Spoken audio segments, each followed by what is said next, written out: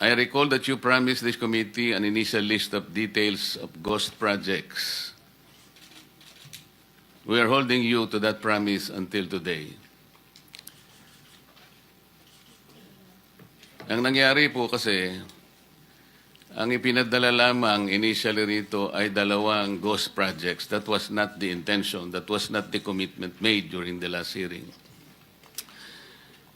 That is why I have to text Secretary Bunoan and remind him that sa tanong ni Senator Jinggoy na marami naman talaga and you replied in the affirmative. So sabi ko, meron po kasi kaming information that a certain DE already confessed to you that the amount of 7.3 billion was used for ghost projects. 7.3 billion pesos. So on the assumption that each project will cost 100 million each, easily, ang ghost projects po ay nasa vicinity of something like 70 ghost projects. Ang nangyari po, ang pinadala nyo ay dalawa lang. Pagkatapos, upon my insistence, nagpadala po kayo ng isang document na hindi ko po masyadong ma-figure out.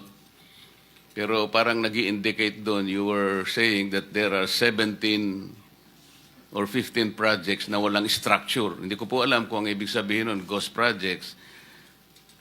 Pero malayo pa rin po doon sa estimates na inaasahan po ng committee. So, ang ginawa po namin, we utilize the data coming from the President's website.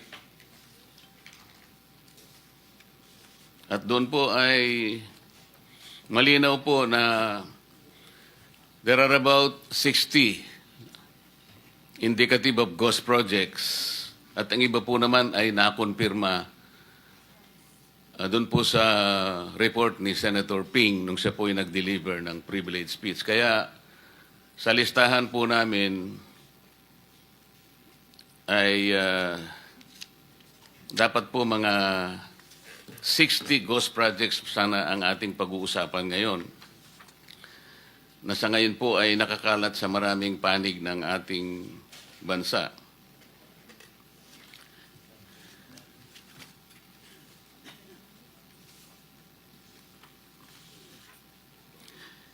To the Department of Budget and Management, sana po meron kayong representative. You have submitted documents which include NEP and insertions of congressional initiatives in the General Appropriations Act. Pero ang kailangan po nating malaman, sino po ang naglagay ng mga insertions na ito at saang lugar ang sakop ng mga proyektong ito. The Filipino people deserve to know who orchestrated these budgetary insertions that may have facilitated the concentration of contracts. Hindi po namin nilalahat pero marami dito ang insertions na maanomalya. Mamaya po ay isa-hisahin po natin yung difference po ng NEP na binigay na ceiling, for example, ng DBM sa DPWH. Pagkatapos ikukumpara natin sa GAA, napakalaki po ng diferensya talaga. Hindi kami halos makapaniwala kung bakit meron na nga ceiling na binigay ang DBM. Pagdating sa GAA, katakot-takot na patong ang nangyari. Maring sagutin po yan siguro mamaya kung sino po yung representatives ng DBM at saka ng DPWH.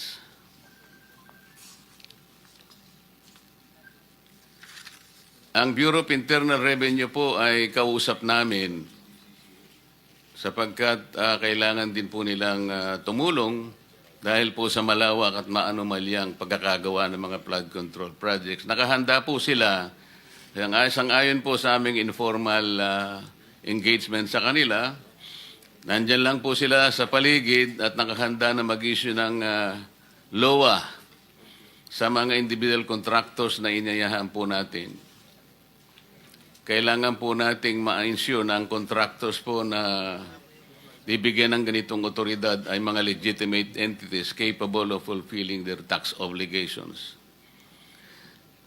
Sa Philippine Contractors Accreditation Board, kung nandyan po kayo, you must restate for us the requirements for contractor accreditation and explain how these 15 contractors and even more obtain their licenses across different categories. You have publicly stated that you will conduct an investigation yourselves. Pero paano natin masasabi na walang conflict of interest kung meron sa inyo ang contractor din nakasama po sa 15 na na-identify?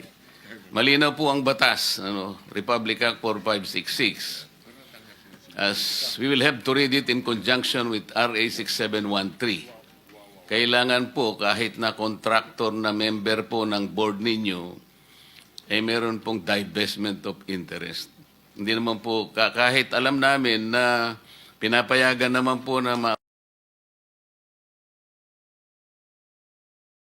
read it also within the spirit of Republic Act 6713.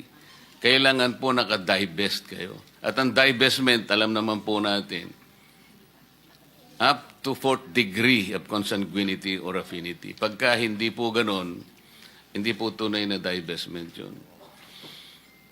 Kaugnay na rin po namin dito ang Bureau of Immigration and Deportation. We have requested the immediate issuance of Immigration Lookout Bulletin Orders. Kailangan naming malaman kung sino ang mga nagbabalak na tumakbo para umiwas sa pananagutan.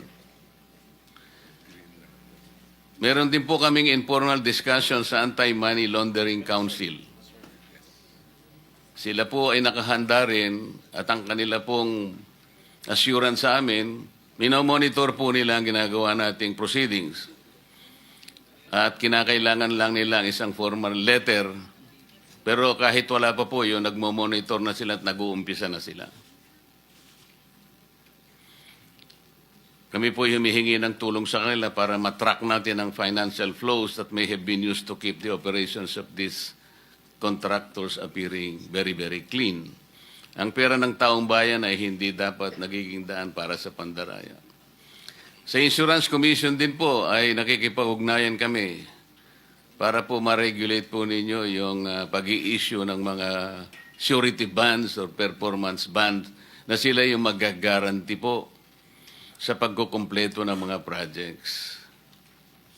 Hindi po ba kailangan ninyo ang notice of termination and declaration of default bago ninyo makolekta sa DPWH ang performance bonds? Yung Commission on Audit po, talagang malaki po ang aming inaasahan sa inyo. Nag-special fraud audit kayo.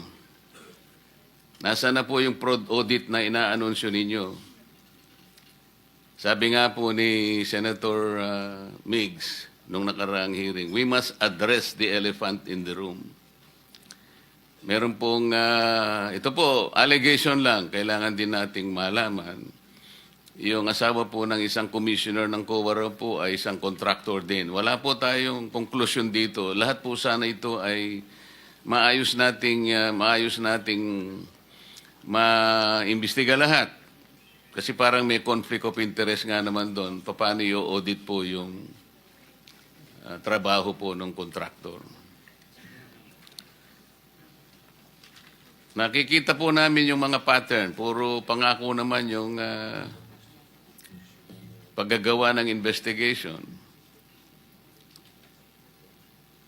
Yun pong concentration ng 100 billion sa kontrata among the 15 contractors is not a statistical anomaly. It is evidence of systemic manipulation of our procurement process.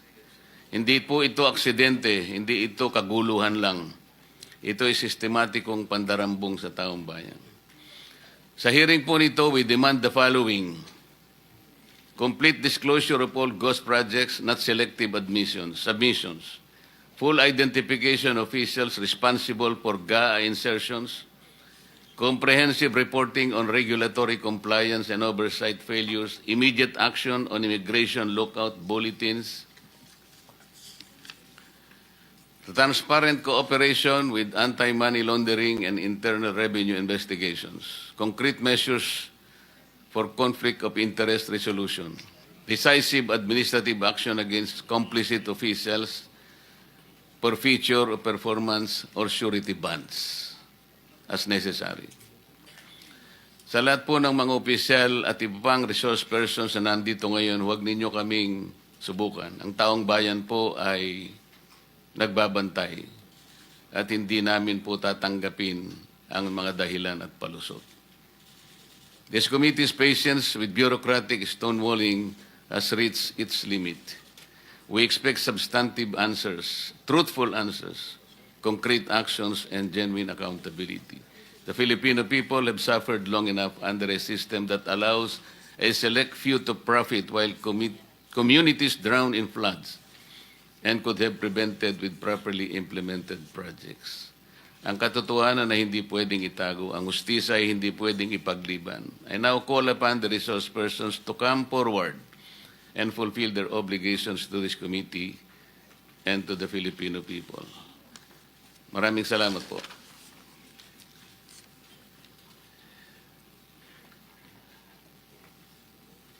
We now, Director General, we now to consider the motu proprio inquiry in aid of legislation on the Philippines underwater.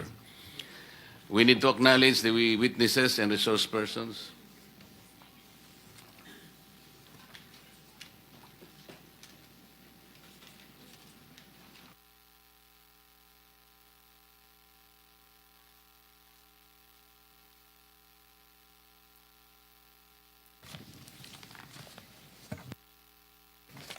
Mr. Chairman, may I proceed?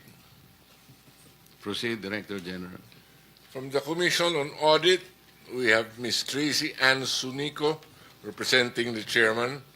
She is Acting Assistant Director, Cluster 4, Defense and Security, National Government Audit Sector, NGAs. Will she be in a position to answer for the Commission on Audit? Is he authorized to answer for the Commission on Audit? Yes, Your Honor. Good morning. Thank you. Po. With her is Ms. Cinderella Esperanza A. Santos, Audit Team Leader, DPWH Bulacan, First DEO, Malolos City. From the Insurance Commission, Attorney Reynaldo A. Regalado, Commissioner. From the Department of Budget and Management, Mr. Yusek Rolando Toledo. Likewise, sir, you are authorized to speak for your department. Yes, Mr. Chair, Your Honor. From the Department of Public Works and Highways, Secretary Manuel Bonoan. Undersecretary Maria Catarina Cabral, Planning, Public-Private Partnership and Information Management Service. Director Ramon Ariola III, Project Director, Flood Control Management Cluster, UPMC. Luz de la Rosa, Director, Internal Audit Service. Regional Director Roselier Tolentino, Regional Director of Region 3. Regional Director Jovel Mendoza, Regional Director Region 4A. Regional Director Virgilio Eduarte, Regional Director Region 5. Engineer Henry Alcantara, former District Engineer, Bulacan, 1st District Engineering Office. Engineer Jason Hauco, Officer in Charge, Office of the District Engineer, Bulacan 1st District Engineering Office. Engineer Norberto Santos, Chief Planning and Design Section, Bulacan 1st District Engineering Office. Engineer R.J. Damasig, Project Engineer, Bulacan 1st District Engineering Office. Engineer Merg Jaron Claus, Materials Engineer, Bulacan 1st District Engineering Office. And Maria Cristina May Pineda, Cashier 3, Bulacan 1st District Engineering Office. From the Bureau of Internal Revenue, we have with us Commissioner Romeo D. Lumagi Jr.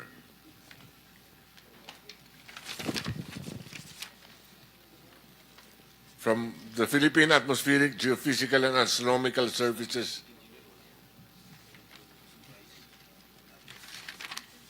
Bryce. Hasn't arrived yet, Your Honor. Invitation was...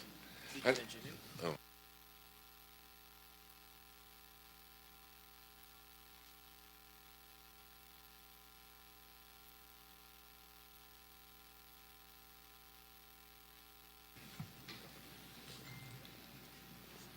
From DOST Pag-asa, Engineer Roy Badilla. From Metro Manila Development Authority, Attorney Romando Artes. From River Basin Control Office, Dr. Sevilio D. David Jr. From the Philippine Contractors Accreditation Board, PCAB, Dr. Pericles Dakay, Chairman. From the construction companies, Alex Abelido, President, Legacy Construction Corporation. Ms. Cesara Rowena Discaya, President of Alpha and Omega General Contractor and Development Corporation. Mr. Alan Quirante, Owner Proprietor of QM Builders. Mr. Ernie Bagao, Owner Proprietor EGB Construction Corporation. From High Tone Construction and Development Corporation, Mr. Edgar Acosta is represented by Mr. Edsel Marbella.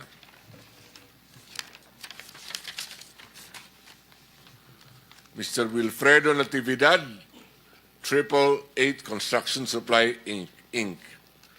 Mr. Romeo Miranda, President, AMO, Royal Crown Monarch Construction and Supplies Corporation. Ms. Marjorie Samidan, President, MG Samidan Construction.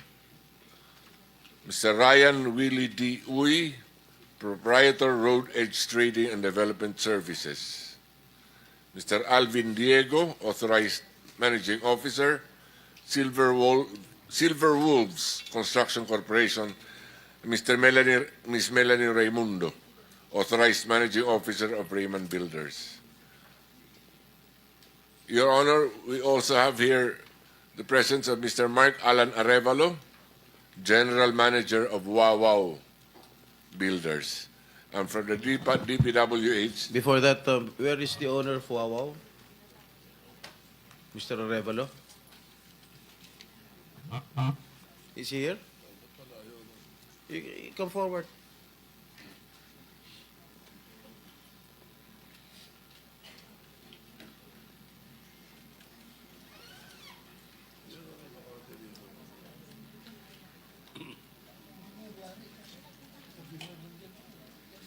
Is he the owner of the construction company?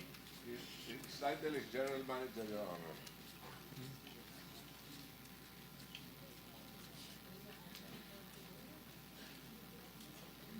Okay.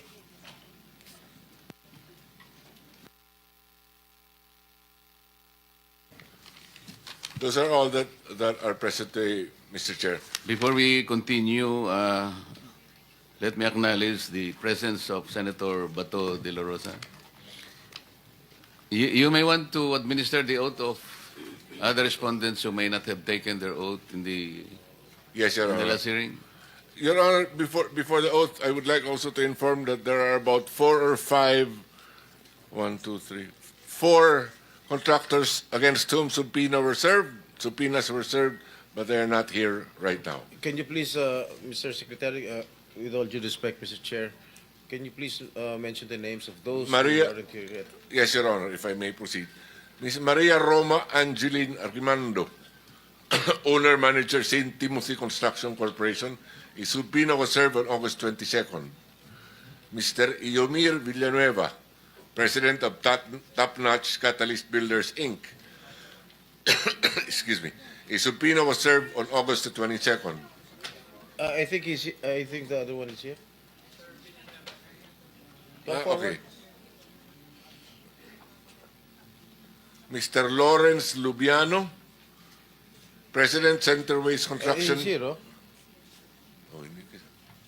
What about those officials invited from the DPWH who are not here as of this moment? Your Honor, from the...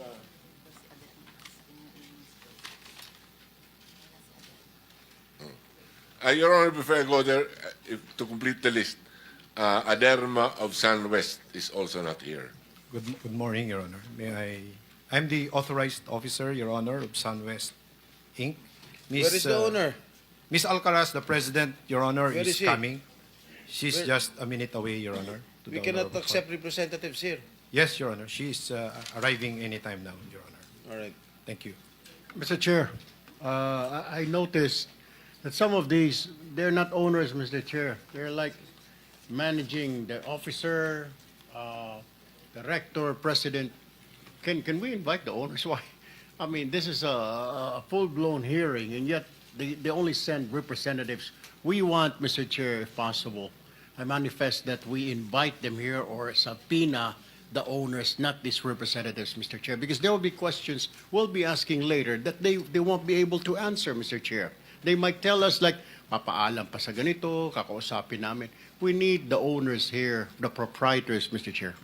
That's correct, Your Honor. I think we made clear from the beginning that those invited are the owners or beneficial owners of these initial 15 construction companies, although they are not limited to 15, I suppose. So kung kayo po ang dumating, representative lang kayo, sana meron kayong dala-dala na dokumento na kayo ay makapagsasalita in their behalf, na ang sasabihin nyo will bind the company. Okay din sa amin yun. Pero kung wala kayong ganon, pasensya na po, ang kailangan dito talaga ay yung may-ari na talagang sasagot sa mga tanong namin. Thank you. Mr. Chair, isa pa, sabi po ng DG po natin, Director General, meron po yatang 4 na pinadala na sa PINA pero hindi pa rin po sumipot. What is the pleasure of the body in connection with those recalcitrants? I move, Mr. Chair, that we issue a warrant of arrest for these people who refuse to attend despite the fact that we have already sent a subpoena, Mr. Chair.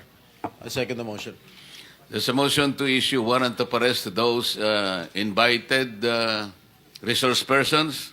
And the second, the motion is adopted. Mr. Chair, may I know who else from the Department of Public Works who were invited but are not here as of this moment?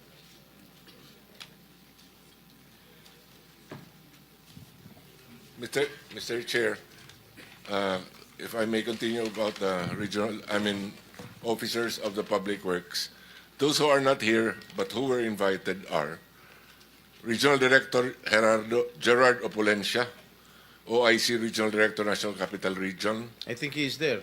Somebody Already. signaling. Okay, thank you. Engineer J.P. Mendoza, Chief Construction Division, Bulacan 1st District Engineering Office. Is he here?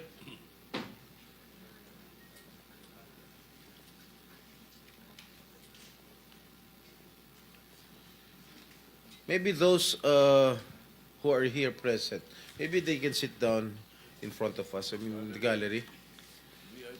Sa VIP gallery. Dun, yun mga wala namang business dyan sa gallery, tumayo na at lumipat sa ibang upuan. Mr. Juanito Mendoza, Accountant 3, Bulacan 1st District Engineering Office. Is he here?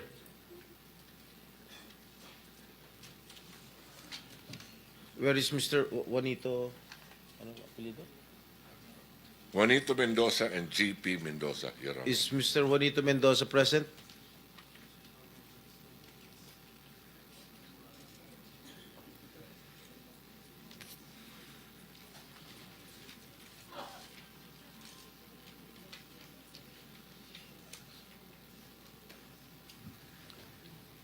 Let me acknowledge the presence of Senator J.B. Ejercito.